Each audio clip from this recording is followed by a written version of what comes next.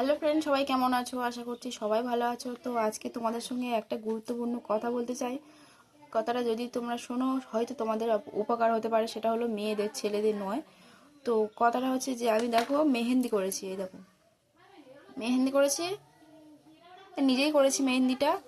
তো যাই হোক, একটা বিয়ে বাড়ি পড়েছে সেই জন্যই মেহেন্দিটা করেছি। তো মেহেন্দিটা হলো এই যে মেহেন্দি দেখো, এই যে নেহা, মেহেন্দিটার নাম হলো নেহা মেহেন্দি।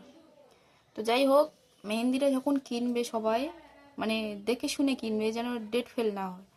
তো অবশ্যই ডেট দেওয়া থাকে, এইটা কিন্তু ডেট ফেল, ঠিক আছে?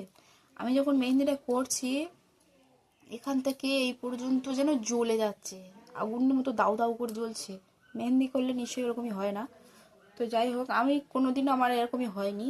এখান থেকে যেন জ্বলে গেল, সারা হাতটা যেন এখান থেকে শুধু জ্বলে যাচ্ছে, দাউ দাউ করছে না, জ্বলছে। তো এরকম মেহেন্দিটা যখন কিনবে সবাই দেখে শুনে কিনবে, ডেটটা যেন ঠিক থাকে।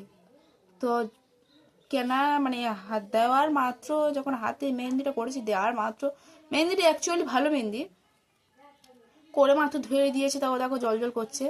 তো করার পরে হাতটা দেখি জ্বলে যাচ্ছে, তো সাথে সাথে ধুয়ে এসেছি। ধুয়ে আসার পর দেখছি আর কোনো জ্বালা করছে না, কারণ আমার আমার তো শরীরে কোনো চুলকানি বা অ্যালার্জি কোনো কিছু নেই যে সাথে সাথে অ্যালার্জি বেরিয়ে যাবে বা চুলকানি কিছু বের হয়নি, তবু যেন জ্বলে গেল, এখান থেকে এই পর্যন্ত যেন জ্বলে যাচ্ছে।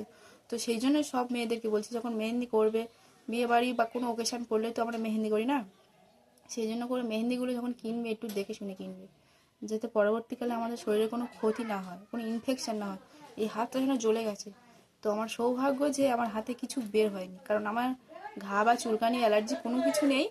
তো আমি ভেবেছিলাম কিছু হয়তো বেরিয়ে যাবে, কিন্তু কিছু বেরোয়নি। যাই হোক, সবাই সতর্ক থাকবে।